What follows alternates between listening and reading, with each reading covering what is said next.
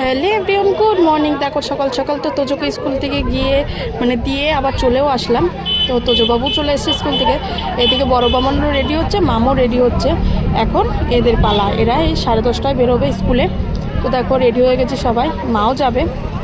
এই যে মামামও রেডি হয়ে গেছে, সাইকেল নিয়ে বেরিয়েছে। আমি আর ও সাইকেলে যাব, আর পূজা বড় ছেলে ছোট ছেলে আর মা টোটোতে যাবে।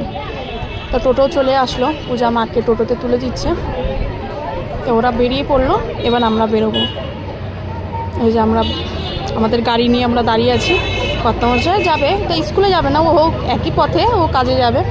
তো দেখো স্কুলে এই যে নতুন অধ্যায় শুরু, মেয়ের 5-এর নতুন স্কুল। ঠাম্মার হাত ধরে ছোট থেকেই এসছে, এই যে ঠাম্মির হাত ধরে নতুন স্কুলে পদার্পণ করা। সবাই ওকে আশীর্বাদ করো।